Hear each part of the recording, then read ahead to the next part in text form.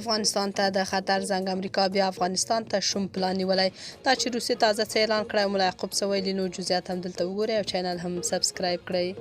په داسې حال کې چې ټرمپ وایي که ولسمشر شي نو په باګرام به ولکه ټینګه کړي خو د اسیا ځواکمن هیوادونه بیا وایي افغانستان کې د بهرنیانو د شتون مخالف دي روسیه وایي امریکا په افغانستان کې د لاسوهنې په لټه کې ده د روسیې د بهرنی چارو وزیر وایي چې امریکا متحدین یې له شل کلن اشغال وروسته له افغانستانه وتښتېدل خو نن بیا هم غواړي دغه هیواد په کورنیو چارو کې لاسوهنه وکړي سرګي لاروف وویل امریکا متحدین یې په منځنۍ اسیا کې د بیا ځلي پوځي حضور په لټه کې دي هغه د پنجشنبې په ورځ د لړم په 10مه نیټه د بیلاروس په منسک ښار کې د اورواستیا نړیوال امنیتي ناسته کې وویل امریکا متحدین یې چې له شل کلن اشغال وروسته له افغانستانه پښې سپکې کړې نن غواړي چې دغه هیواد په څپڅپانده وضعیت کې مداخله وکړي او د منځنۍ اسیا په هیوادونو کې د پوځي حضور لپاره پلمې جوړې کړي هغه په دې تړاو ډېر جزئیات ورنه کړل خو له افغانستانه د امریکا د وتنې په اړه ویل د هوایي څارنې او پلټنې سره په افغانستان کې د ترهګریزو ډلو فعالیتونه تر څار لاندې نیسي د دغې طرحې له مخې د امریکا پوځ په سیمه کې پر څار کنټرول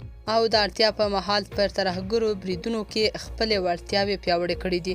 تر دې وړاندې د طالبانو د دفاع وزیر په یوې ټلویزیوني مرکه کې ویلي و چې دوی د افغانستان په فضا کې د بهرني الوتکو د ګرځېدو د مخنیوي په لټه کې ده ملا یعقوب ویلي و چې لا هم د افغانستان هوایي حریم تر اشغال لاندې دی طالبانو پاکستان تورن کړی چې د افغانستان خاورې ته د امریکایي الوتکو د ورتګ اجازه ورکوي وړمه ورځ حنیف اتمر هم تازه مرکه کې ویل چې امکان لري بهرنیان په مکمله توګه له افغانستانه نه وي وتلي او یا هم بیرته به ورشي تاسو په دې اړه څه نظر لرئ کومنټ کې شریک او چینل هم سبسکرایب کړئ